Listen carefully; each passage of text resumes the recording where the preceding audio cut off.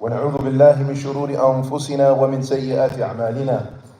And we seek refuge and protection with Him from the evil of our own souls, the filth and the muck in the mind.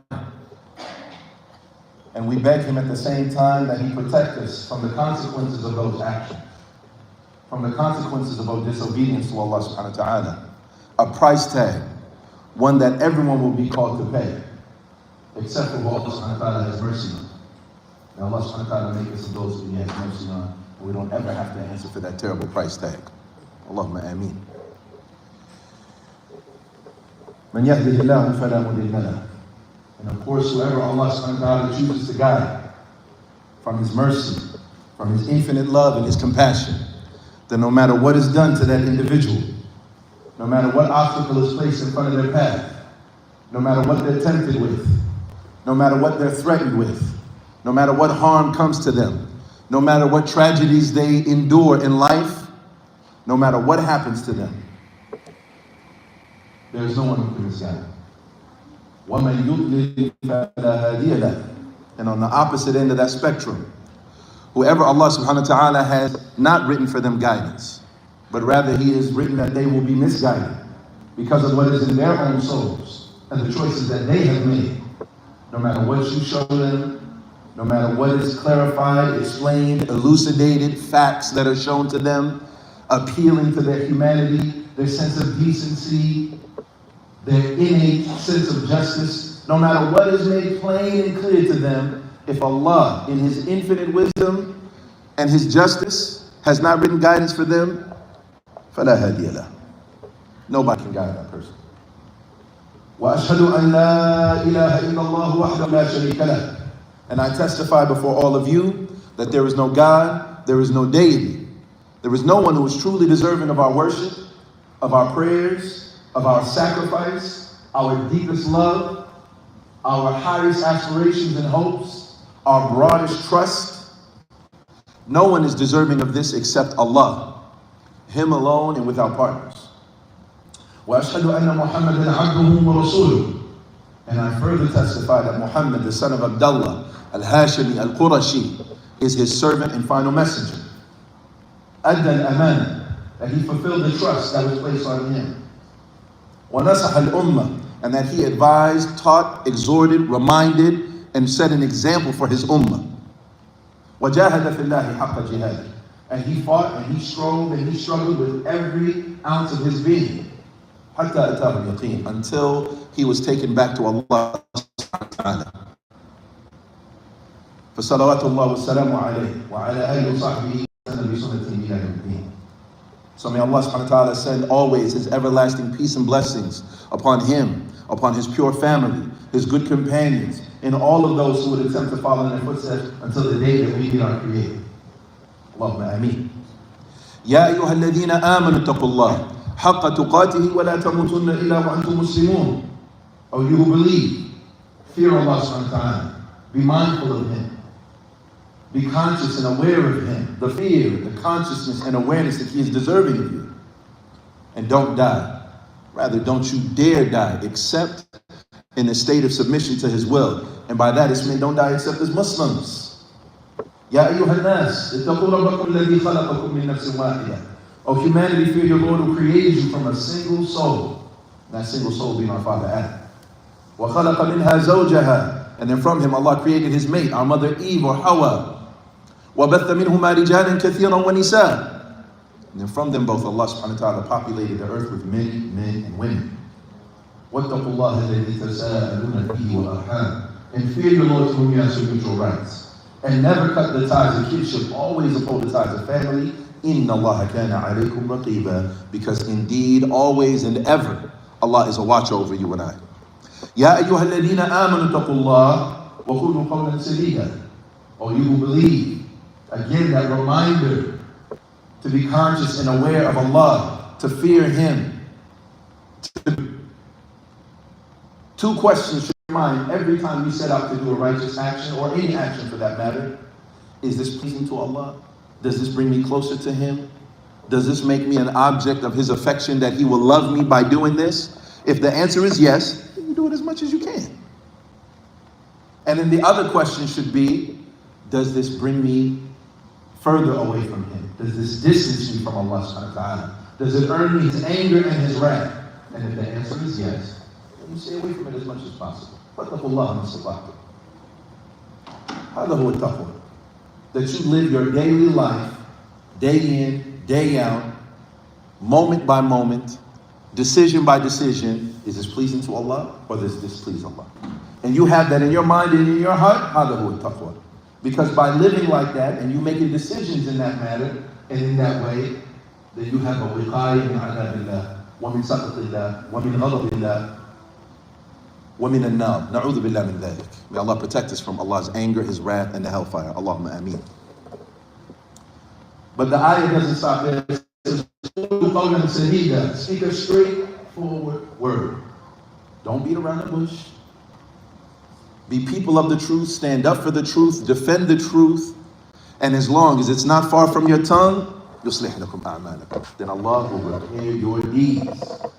وَيَغْفِرْ لَكُمْ ذُنُوبَكُمْ. And He'll forgive you your sins. وَمَنْ يُطِعِ اللَّهَ وَرَسُولَهُ فَقَدْ فَازَ فَوْزًا عَظِيمًا. And whoever obeys Allah and His Messenger have achieved the greatest success that anybody could ever hope to achieve.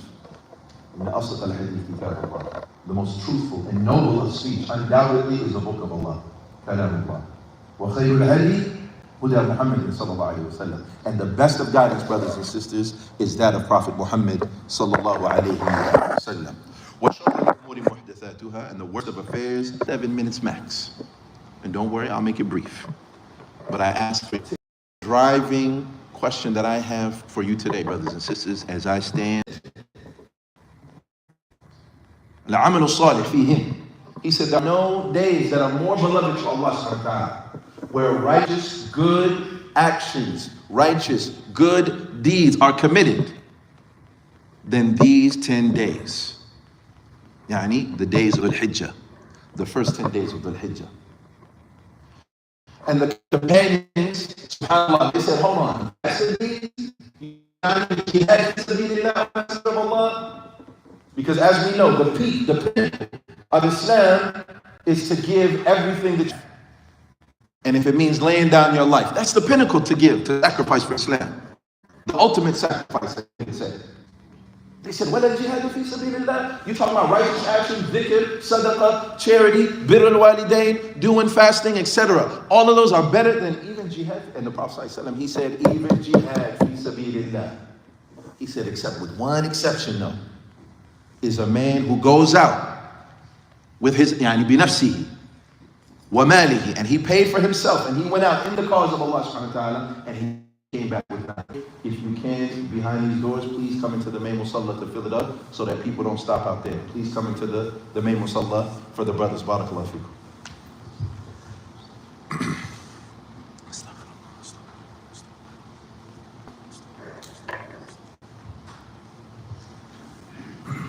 الحمد لله وحده وكفاه وصلى الله وسلم على نبينا محمد عليه أفضل الصلاة وأتم التسليم ثم ما بعد.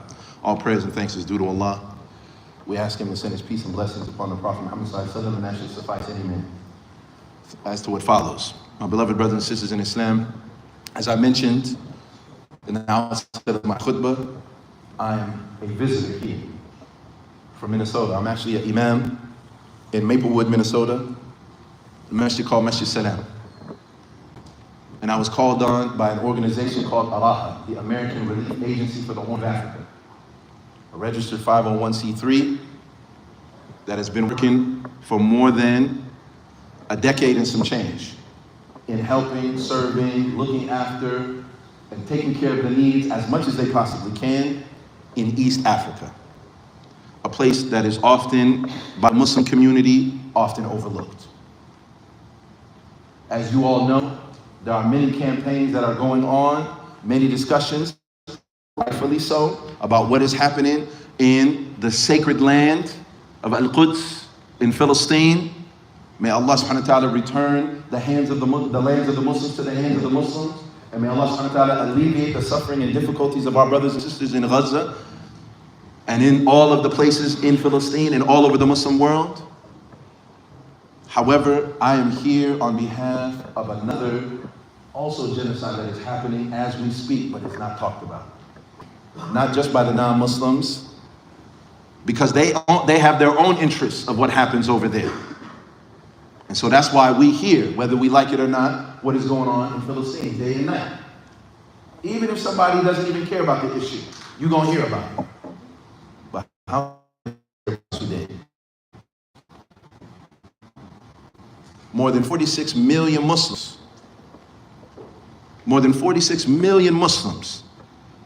A land that has a deep and rich history with Islam and the Muslims.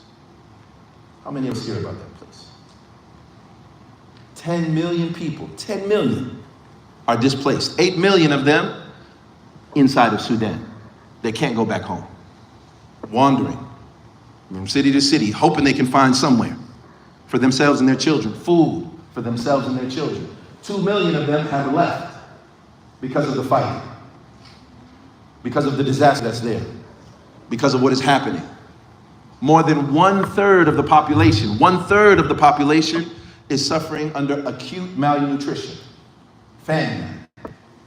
And to give you context what that means, because not too many people really understand famine, malnutrition. You just think they don't have enough food and they're just hungry. But acute malnutrition and famine means that every hour someone is dying of hunger. Not from a bullet, not from a bomb. They are dying because they didn't have they didn't have enough to eat for that day. What terrible, horrible way that is for a child. Can you imagine that? I myself have 3 children and sisters. I have a 17-year-old. I have a 1-year-old in like 3 months. I can never imagine one of my children dying of hunger. La hawla wa la quwwata illa billah. May Allah subhanahu wa ta'ala protect us and the Muslims. Allahumma ameen. So I am here on behalf of these brothers and sisters to campaign and to raise money for them. Not for building something, but simply to for feeding them, for food, with us. I'll explain the details, inshallah, as I mentioned, after the salah. But that is the only reason why I came to Jonesboro, Arkansas. As I was driving here, and I was seeing fields and fields. And I came from Mississippi. I landed in Memphis. The hotel that they reserved for me was in Mississippi. And I drove here to Arkansas, Jonesboro. And I had no other reason. I have no other business. Astaghfirullah. Except I do know the Imam. And I've known him for a long time. Jazakallah khair. Asallahu an yubarik fi. Allahumma ameen. But even then, I had no idea that I would be is hoping that Allah subhanahu wa ta'ala will count me amongst the good Muslims to answer that question for myself. And I'm asking all of you, when you're thinking about that question, what makes a good Muslim? Hopefully you will help, hopefully you will give, hopefully you will support, and try to answer that question for yourself. Because I can't answer that question for you. I can tell you what the Prophet ﷺ said. I can tell you what Allah subhanahu wa ta'ala said. But then, as far as measurements are concerned, and how you match up your character, your actions, what you're doing, only you can speak on yourself, on your behalf. Only you can speak for yourself. I can't speak for you. I can speak for myself. But I can't speak for you. So I'm here asking and pleading on their behalf that we help them, and inshallah, like I said, in details. So please ask that you give 7 minutes or so to help so that we can all, not just individually, but collectively, as a community, Islamic Center of Jonesboro, and myself, that we together today, that we hopefully Allah will include us from those who are beloved to Him. Ya Rabbil Alameen. اللهم صل وسلم على محمد وعلى ال محمد كما صليت على ابراهيم وعلى ال ابراهيم انك حميد مجيد اللهم بارك على محمد وعلى ال محمد كما باركت على ابراهيم وعلى ال ابراهيم انك حميد مجيد اللهم اعز الاسلام والمسلمين اللهم اعز الاسلام والمسلمين اللهم اعز الاسلام والمسلمين ودمر اعداء الدين ورد كيدهم في نحورهم يا رب العالمين يا القوي العزيز اللهم انصرهم يا رب Alameen. Oh Allah, we ask you to show us the truth for what it is, to grant us the strength, the courage, and the sincerity to follow it, to fight for it, to defend against those who would go against it, Ya Rabbal Alameen. Allahumma arina al-batila batila warzuqna ijtinaba. And we ask you to show us falsehood for what it is, and to grant us the strength, the courage, and the sincerity to stay away from it, to call others away from it, Ya Rabbal Alameen. Oh Allah, we ask you to alleviate the suffering and the difficulties of our Muslim brothers and sisters all over the world. Anyone here who might be suffering from debt, oh Allah, alleviate their debt. And anyone who might have a sickness here, oh Allah, alleviate their sickness and cure them and heal them, Ya Rabbal Alameen. And anyone who is in prison, oh Allah subhanahu wa ta'ala, grant them a speedy release. Ya Dhal Jalali wal Ikram. Wa aqimus salah.